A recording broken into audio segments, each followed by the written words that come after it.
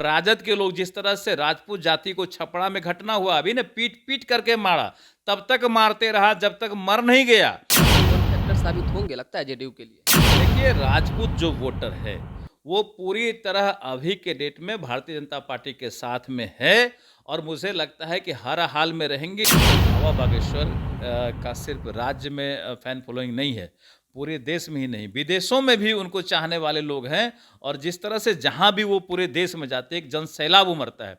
जिस दिन वो पटना की धरती पर आ गए, ऐसा जन सैलाब आएगा कि रोकने वाले हवा में उड़ जाएंगे। कोई आंधी तूफान को रोका है क्या? नीतीश कुमार नालंदा से लोकसभा का चुनाव लड़ेंगे और आनंद मोहन सपोर्ट करेंगे। चुनाव उनको जरूर लड़ना चाहिए। इतना दिन बिना चुनाव लड़े मुख्यमंत्री बनते हैं ना, तो उनको चुनाव जरूर लड़ना चाहिए और चुनाव लड़ेंगे तब उनको अपने औकात का पता चलेगा। भगवान भला करे इन लोगों का किसी तरह का विवादित बयान देते रहे। गुरुजी आदरणीय लालू जी अपने समय में कहे थे कि भूरा बाल साफ करो। नीतीश कुमार जी को जहां से भी चुनाव लड़ना है चुनाव लड़े और राज्य की जनता उनको अपना औकात बता देगी। जो मंत्री हैं, सांसद हैं ब्राह्मण में, उनसे पूछ लेना चाहिए कि भाई कहाँ से आई, इन लोगों को भगा देना चाहिए। तब जब अगर रशियन है तो भगाइए भाई। तेजस्वी यादव जी पहले कहा करते थे कि हम सरकार में आएंगे तो पहले कैबिनेट में अपने कलम से 10 लाख नौकरी देंगे। 10,000 को नौकरी मिला अभी तक? नमस्कार, मैं हूं धीरज शर्मा और आप कलम इंडिया न्यूज देख रहे हैं। देखिए, राजद के पूर्व विधायक यदुवंश कुमार यादव ने ब्राह्मणों को लेकर आपत्तिजनक बयान दिया है।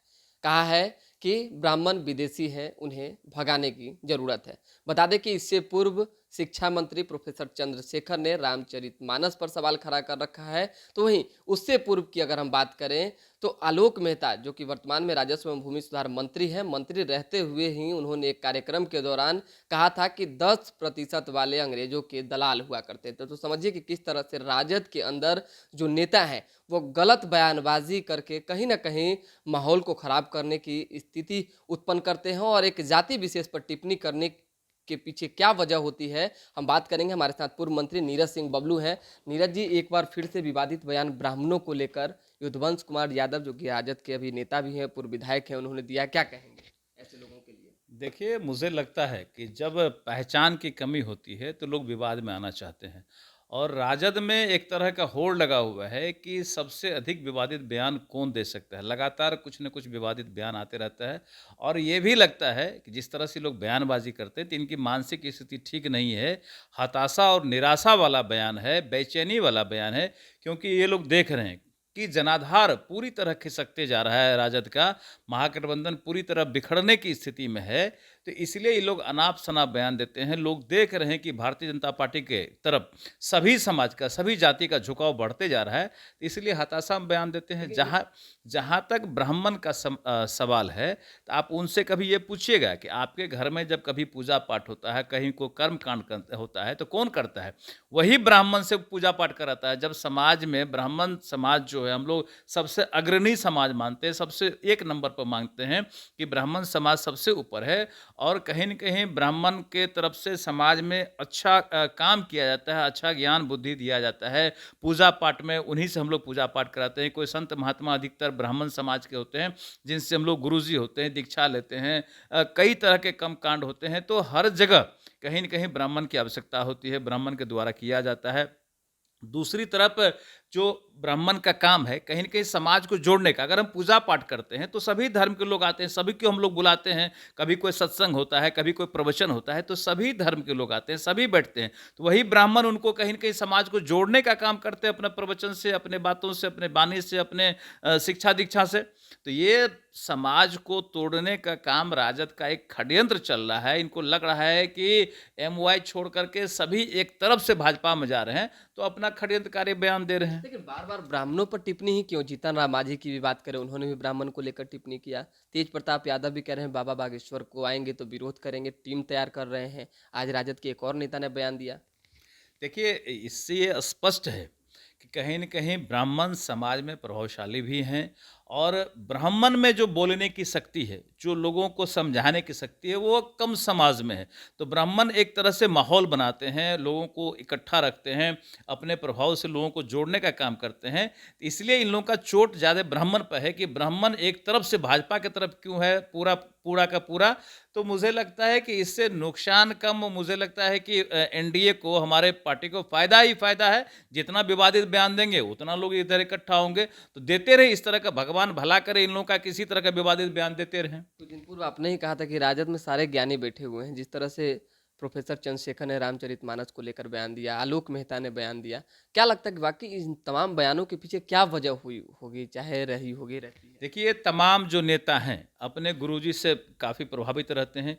इनके गुरुजी आदरणीय लालू जी अपने समय में कहे थे कि भूरा बाल साफ करो। परफेक्शन आईएएस, यूपीएसई और बीपीएससी फाउंडेशन क्लासेस के लिए समर्पित संस्थान। यहाँ आपको UPSC selected and interview appeared faculties द्वारा गाइड किया जाता है। Separate batches for Hindi and English medium. 65वीं और 64वीं बीपीएससी एग्जाम में 69 और 107 रिजल्ट्स एवं 66वीं बीपीएससी एग्जाम में 131 रिजल्ट्स हासिल किया है परफेक्शन आईएएस टीम ने। परफेक्शन आईएएस, कुमार टार, बोरिंग रोड, पटना।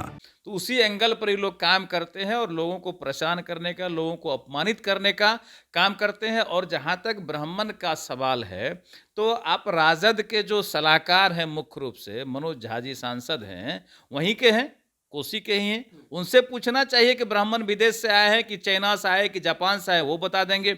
सुपौल के ये विधायक, पूर्व विधायक रह चुके हैं, और सुपौल के प्रभारी मंत्री संजय झा जी हैं, उनसे बयान लेना चाहिए कि भाई कहाँ से महागठबंधन के नेता हैं, उनसे बयान लीजिए कि आप पाकिस्तान से आए हैं कि चाइना से आए, कहाँ से आए हैं, थोड़ा बताइए महागठबंधन के नेता को। तो महागठबंधन के नेताओं को अपने जो मंत्री हैं, सांसद हैं ब्राह्मण में, उनसे पूछ लेना चाहिए कि भाई कहाँ से आए, इन लोगों को भगा देना चाहिए। तब जब अगर रशियन है तो भगाइए भाई। जेडीयू ने कड़ी नाराजगी व्यक्त की है, कहा कि ऐसे लोगों पर सख्त से सख्त कार्रवाई होनी चाहिए। तो जेडीयू तो कहीं रही कि भाई इस तरह के बयान देंगे तो फिर महागठबंधन में हम लोग साथ नहीं है, इस तरह के बयानबाजी लोगों के साथ। देखिए, अभी तो स्टार्टिंग है, जेडीयू और आरजेडी का स्टार्टिंग है। आने वाले दिन में बहुत कम समय बचा हुआ है कि आरजेडी वाले जेडीयू के ऊपर सवारी कर देंगे, कुर्सी को पलट देंगे और कुर्सी पर जबरदस्ती बैठ जाएंगे। जो ये पलटू कुमार, कुर्सी कुमार है ना, इनके छाती पर पलट करके कुर्सी रख देंगे ये लोग, राजद वाले। ये एक पॉलिटिकल सवाल है। कहा जा रहा है कि नीतीश कुमार नालंदा से लोकसभा का चुनाव लड़ेंगे और आनंद मोहन सपोर्ट करेंगे। ललन सिंह ने भी कल जिस तरह से कहा कि भाई आनंद मोहन रिहा हुए हैं तो पूरा सजा काट के रिहा हुए हैं, तो इस पर क्या कहेंगे?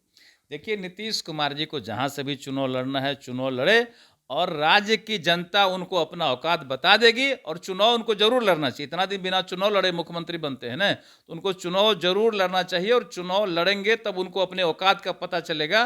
तो हम भी कहते हैं कि नीतीश कुमार जी चुनाव जरूर लड़ें, फिर जमीन पे क्या स्थिति है उनको अपने समझ में आ जाएगा। राजपूत वोट को एकत्रित करने की जब बात आ रही है तो आनंद मोहन फैक्टर साबित होंगे, लगता है जेडीयू के लिए।